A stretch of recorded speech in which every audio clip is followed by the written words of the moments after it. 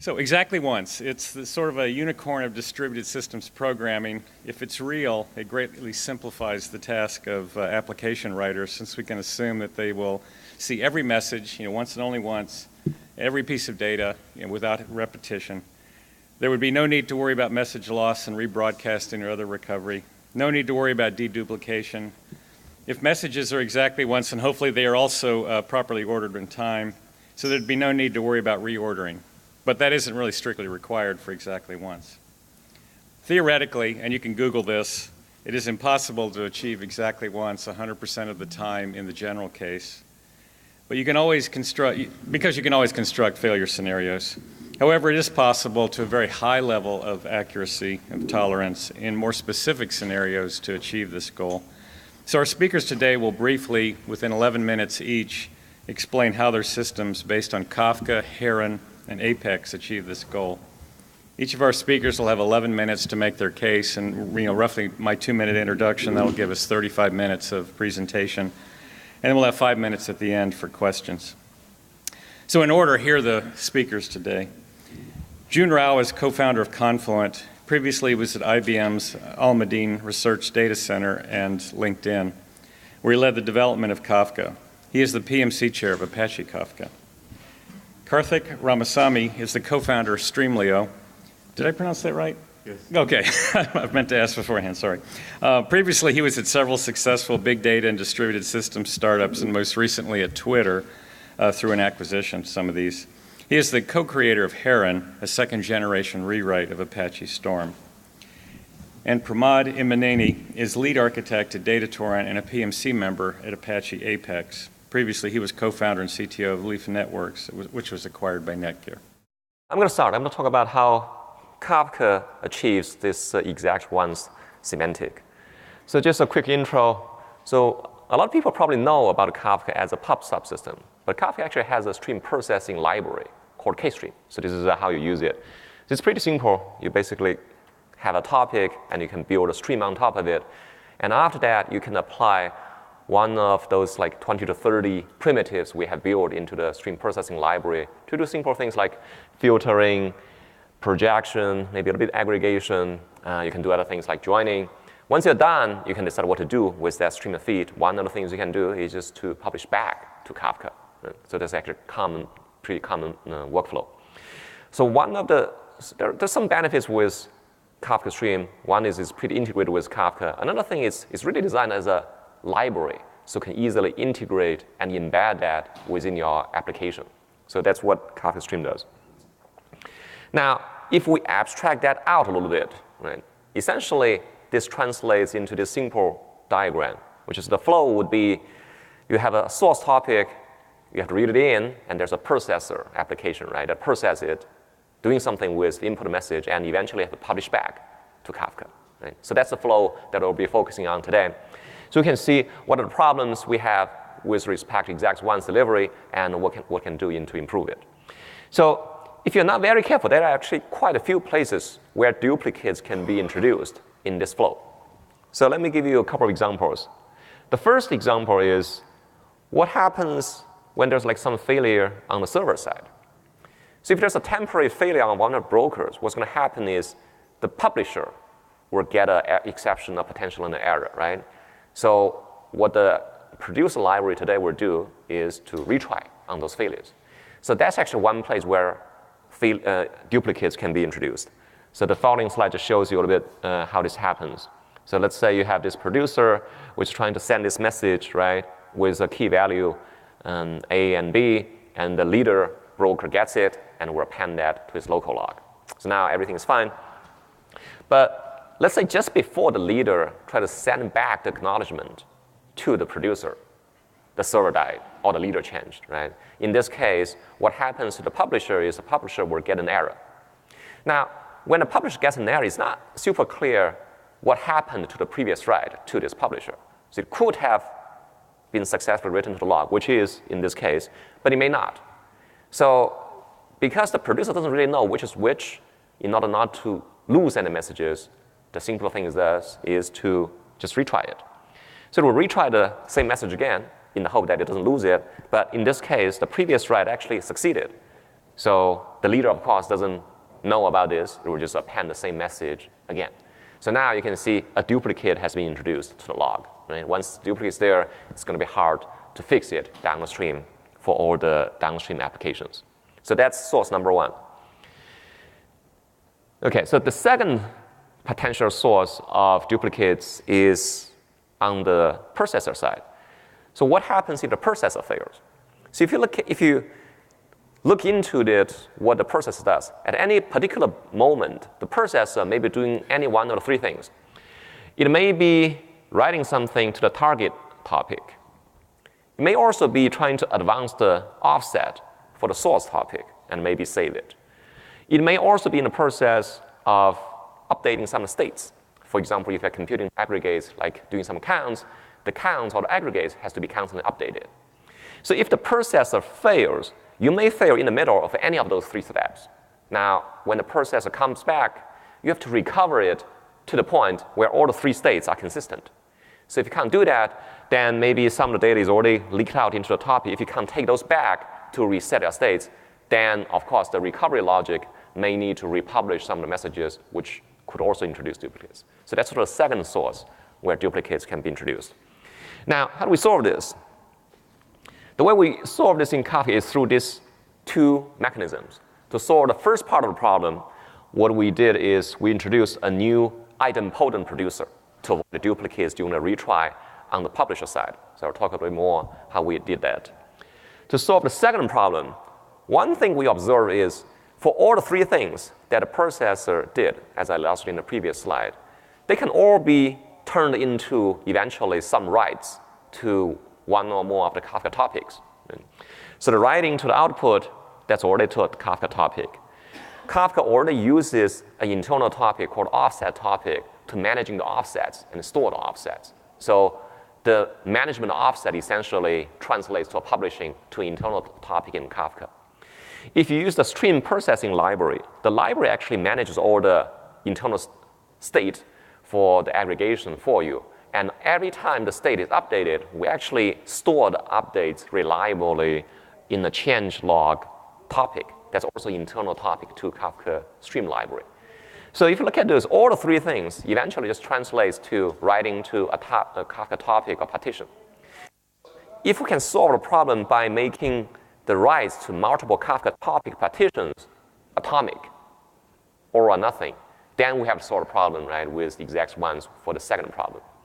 So that's essentially what we did. Later on, I'll talk a little bit how we introduced like a transactional support in the Kafka producer side to allow the writing to multiple Kafka topic partitions or nothing.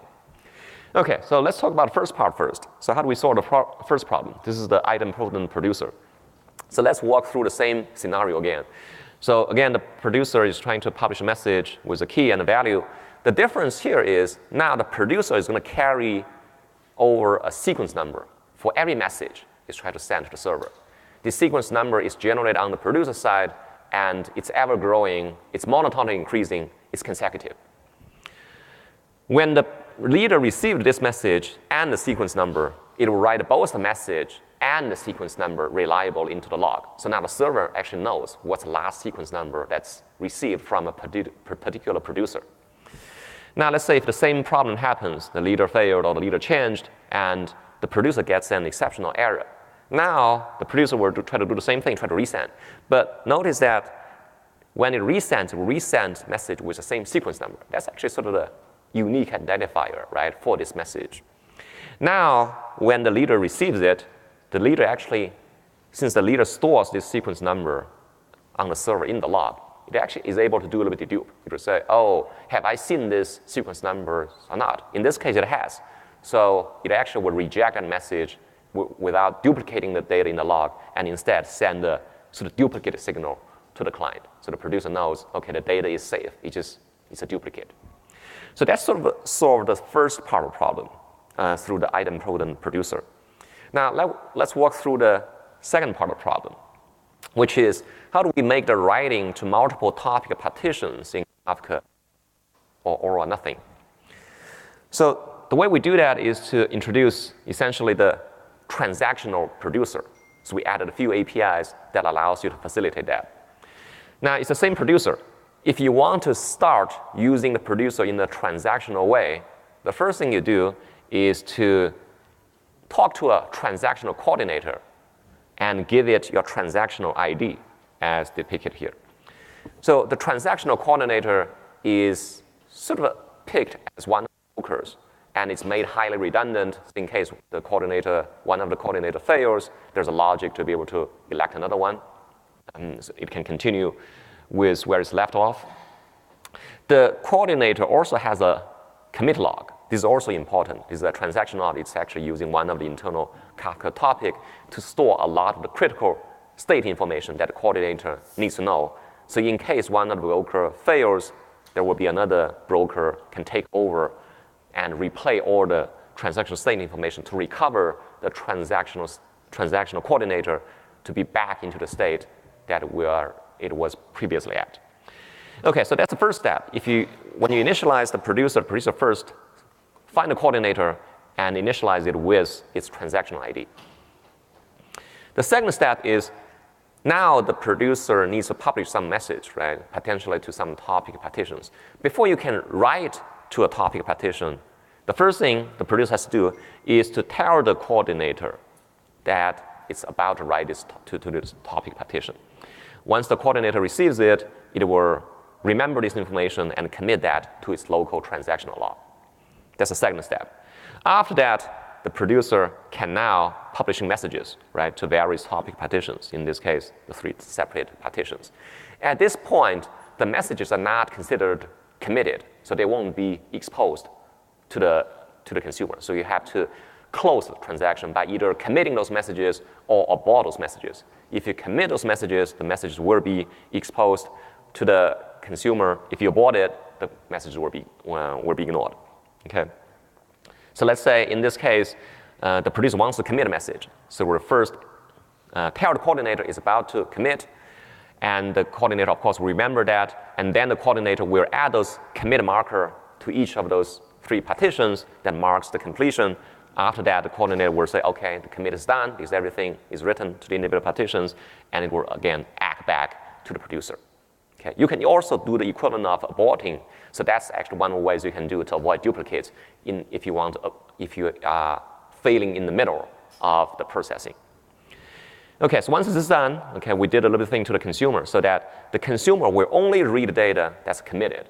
So it will not read data that's aborted or is still in the flight. It's neither committed or aborted.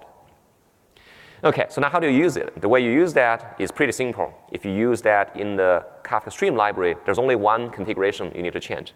Just set the processing mode to exact ones. That actually will exercise all the logic that you just talked about to do the right thing to avoid duplicates in various steps.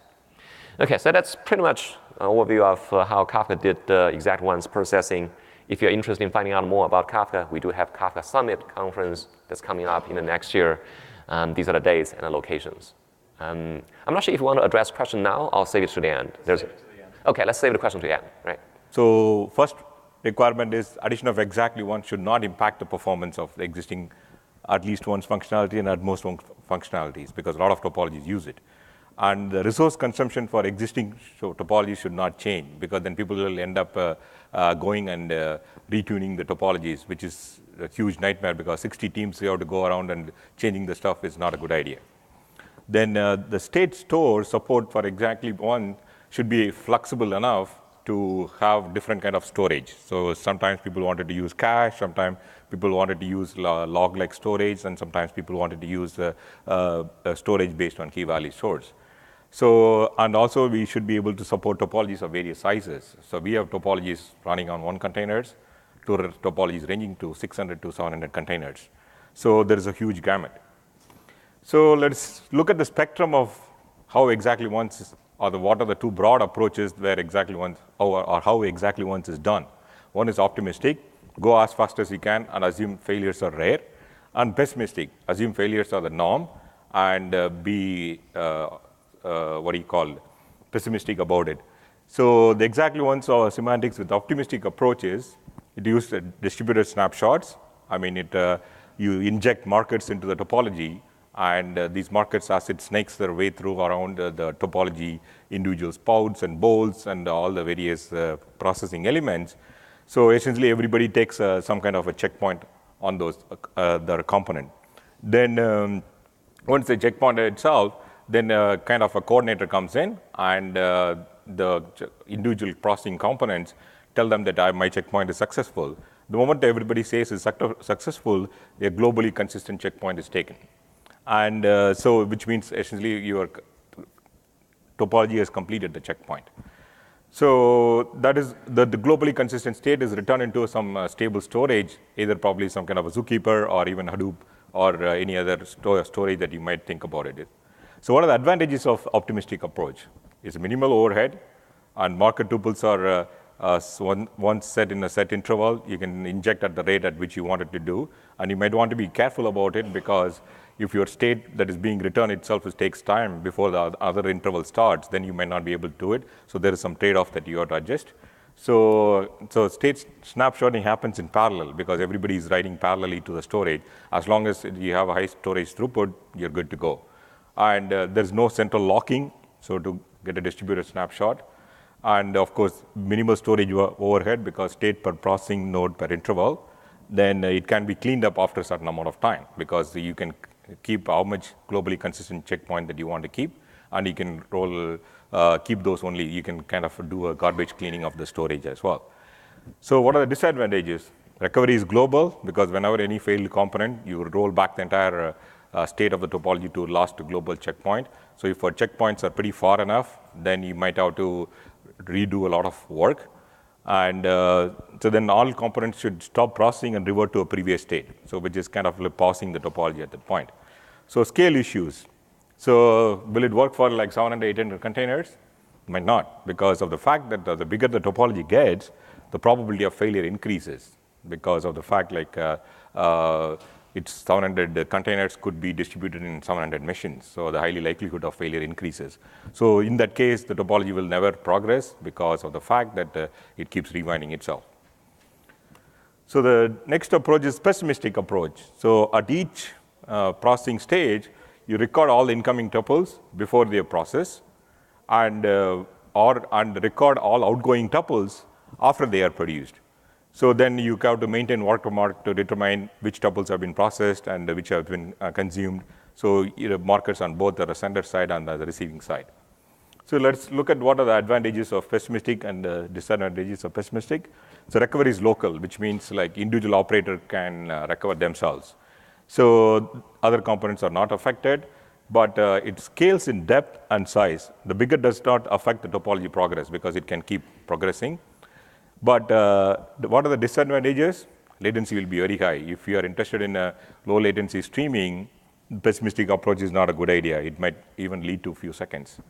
And it's resource intensive, because of the fact that you have to store a lot of streams, and you need to save a lot of intermediate results of the streams as well, which means your resource requirements are going to be really high.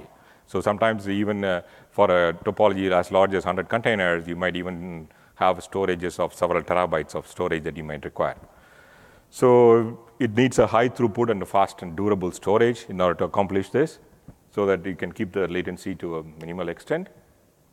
So how did we do with Heron now? So we started with the optimistic approach to try it out as much topologies as we can take.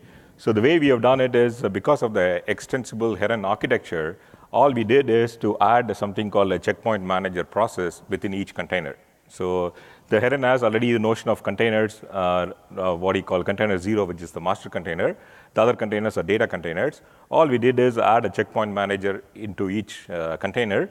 And when the marker tuple is sent out from the topology master on a periodic intervals to the stream manager, which is on one per container, that in turn sends that marker tuples to the individual instances. And the moment they see those marker tuples, they automatically do the checkpointing. The way the checkpoint is done is like the instances you see S1, B2, B3, and B4 will take the data and give it to stream manager, and stream manager in turn gives it to a checkpoint manager to store it. The reason why we did this way is because it keeps the instances code is small enough. The reason why we do that is we have multi-languages instances, one for Java, one for Python, one for C++, so that any streaming code can run it on a native language interpreter. So because of that, we kept the instance implementation simple, and the exactly ones could be enabled for all the languages that we write the code on, the user code on. So this has a then once the checkpointing is done by each one of those each one of those instances, then everybody sends a successful message to Stream Manager, and then Stream Manager sends to Topology Master at a kind of a two-phase commit kind of protocol is worked out, and the Topology Master writes the globally consistent state. And so the advantages of this one is we have high throughput, and it doesn't affect the latency too much. And of course, it's also low cost, except the fact that we need some storage. And we have done pluggable storage for Hadoop, local file system, and Apache Bookkeeper. And again, you wanted to enable a topology to run it in exactly once means all you have to say is set reliability mode to just exactly once. So it just enables it. And it's currently available in Heron, Java, and Python. And we have more to come, because in a couple of weeks, we'll be publishing a blog on Apache Pulsar, where it has a idempotent producer where publishing is idempotent. And Heron will have a more tighter integration with the Bookkeeper for all this exactly one state and implementation using the log abstraction of Apache Bookkeeper. And we will talk more about those things in the next Strata San Jose. Thank you. So today I'm going to talk about how we do exactly once processing with Apex. So just a quick intro on Apex. So it's a stream processing engine. It runs on Hadoop. Basically, you write your applications in Java. You can write any custom logic you want. You build your streaming pipelines. Apex has some features. So it's scalable. Basically, each part of your application logic can be scaled independently and dynamically. It's fault tolerant, so any part of your processing, whatever state it has, Apex can recover it in case of failure and process it. There's also a library of commonly needed connectors and business logic that you can readily use. And there's a UI as well. That's from DataTorrent, company I work for. So the bottom of the screen, you see a sample DAG or an application. So you take your the logic, entire application logic you want to achieve. You break it into smaller logical blocks, and you code each of them separately. So these are called operators, and you connect them up. And then each operator is emitting stream of data, which is received by the next operator. There's just two special operators. The first one is what we call input operators. So there's no operator before it, so it is responsible for bringing data from an external system. So for example, if it were talking to Kafka, so we would have a Kafka input operator. Similarly, the last operator is an output operator, which is writing to some external system. And each of these operators, you can have actually multiple partitions or multiple instances running distributedly on the cluster. So what does fault tolerance? So how does fault tolerance work, right? So each of your operator code can have state. So you can have aggregates or whatever it is that you're computing and you're keeping in your memory. So that's preserved. So periodically, the engine will serialize the state of your operator and save it to a persistent store. By default, it's HDFS, but you can change that. And on failure, and this checkpointing happens asynchronously and distributedly, right, using markers. And on a failure, the operator is restarted from the previous checkpoint, and the data is replayed from that checkpoint. So by default, that's the mode. That's at least once. But there's also another mode called at most once, where the latest data is given to the operator, in which case you'll have data loss. And then there is the end-to-end exactly once, which will go deeper into today. And that cannot be just done by the engine itself. So the engine working in coordination with the operators achieve exactly once. And there's also Apex has an inbuilt buffering mechanism which supports incremental recovery of your pipeline. What it means is if you have a pipeline of 5 operators and then the third operator in this pipeline fails, only 3, 4, and 5 get affected. 1 and 2 continue to run wherever they are, so they don't have to get rolled back to checkpoint. And all this happens automatically, so there's no manual intervention needed. And if you are familiar with the Hadoop application architecture, there's an application master process that runs separately, and that's in charge of basically making sure everything's running properly. So its state is also checkpointed just in case it goes down, because it's also another container. So let's see how it works. So let's say you have a data stream that's coming in, and your operator is basically just summing up numbers. So within the data stream, Apex inserts these markers called window markers. So at the boundaries of these windows, different maintenance tasks happen. And typically, after some n windows, there's a checkpoint marker as well when the checkpoint happens. So let's say your data is coming in. You got, let's say, 3 numbers in the first window. So at the end of that window, so basically the operator is running continuously, right? And it's getting data continuously. So the sum is being computed all the time. But let's say at the end of the window, your sum basically reaches 7. And once your operator receives the checkpoint, the values sum 7 will automatically be saved by the engine, right? So you don't have to do anything special in your operator. Now, let's say you're processing window 2, and you got the first number 3, so sum became 10. And that's when something went down and your operator went down. So it'll be restarted back at the beginning of second window with sum 7, and the next second window will be replayed, right?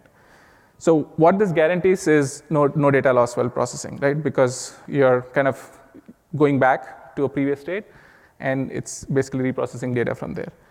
So from here, how do you achieve exactly once, right? So what we define exactly once, or we call it end-to-end exactly once, is that your streaming pipeline produces correct results. The results that's kind of storing in an external system. It basically produces the correct results. There is no loss. There is no duplication, even in case of failures in your pipeline, right? So it actually requires 3 things. So one is the stateful recovery of operators, which the engine does. It requires an idempotent replay of data from your input operators. And I think the other speakers also talked about idempotent production. So this is similar to that. And then the output operator also needs to do something special, right? So in the next slides, I'll basically talk about some examples of a couple of output operators, how they basically make sure no duplicates are written in case of a failure. But for the input operators, for them to basically idempotently replay the data, it's not too hard. The Apex platform provides a utility called Window Data Manager, which the input operators can use to bookmark certain positions so that they can replay the same data in the same windows on a replay. So for example, the Kafka operator will store the offset of its stream every window. So it's not a lot of data, right? It's just the offset. So, and then let's look at a couple of examples of what the output operators need to do so that the entire processing is exactly once. So let's take the file case. So there's a file output operator that's writing the data to files. So by file here, it could be HDFS, it could be any files, even NFS, right? So as data is coming in, it's basically writing data to the file, but it keeps the offset of the file in its memory. So that's the state. So the offset gets checkpointed, right? So let's say checkpoints are happening periodically, and let's say the bottom one is the latest checkpoint, and some more data came in. So another checkpoint happened, and older checkpoints are purged as soon as the entire pipeline has checkpointed at the same point. So now let's say you process some more data, and then there's a failure, right? At this point, what the engine will do is it'll restart your operator back at the third checkpoint, right? In the third arrow. So, but the file has extra data, right? So what the operator does when it comes back, it truncates the file, back to that offset. Because the offset value was restored by the checkpoint recovery, it just basically changes it basically removes some extra content from the file so that the file's state is consistent with its own offset state. Right? And HDFS truncate is not so simple, so it's actually doing a copy internally. Right? And then it starts writing data again. So that way, ensure that there are no duplicates in the file. So let's take the example of a database output operator. So this operator is basically writing data into some tables. So what it does is, along with the data, so it writes the data in a window in a single transaction. So either the entire data in the window is written or is committed or not, right? But apart from that, it also writes the window ID, which I showed you earlier, right? There's a window markers. So each window has an ID. So it also writes the window ID into a meta table. So the reason is, what happens is on a replay, the engine will start the operator back at the checkpoint, right? So when it starts back at the checkpoint, but data from checkpoint to window n is already been written to the table, right? So we don't want to write it again. So the operator, what it does is it ignores the data. As soon as it restarts, it reads the meta table back. So it gets the window ID back from the meta table. And it ignores the data from the checkpoint to that window so that there are no duplicates in the output store. And then it starts writing the next windows normally. Okay. And that's it. Some resources here. And I think we can have question and answers.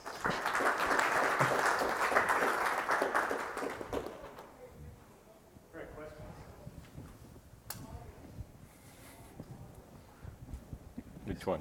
Who wants to go first? Yeah, I don't know. Yeah, go first. So in respect of I don't think you mentioned that handle failure of managers or presumably even with redundancy, those who failed. Is the handling there then that it just becomes unavailable for transactions? Right. So the question is, how do we handle transaction coordinator failure in the Kafka case? Yeah, the answer is it's done similar to other coordinators we already have, because we already have some coordinator that need to manage, for example, the consumer group, you need to manage the offset. So it's done in a similar way. So basically, the way it works is each transactional coordinator will have a log to store its states, right? And that log is stored as a replicated Kafka topic. So it's replicated, so any replica has the same state. Now, one of the replica initially, which is the leader replica, will be serving the role as the transaction coordinator. So if the transaction coordinator goes down, that typically means your leader is down. Then a new leader will be elected, and as part of logic, a new transaction coordinator will be elected. And since it has all the states stored in the replicated log, it can replay the whole state and load it, the state in memory to resume the processing. So. Maybe in the back there? So I have two questions. One question for Kafka is how does Kafka guarantee at the moment producing when the producer flash? And second question also about Kafka is if Kafka doesn't flash the data to disk, how you can guarantee transaction? How you can guarantee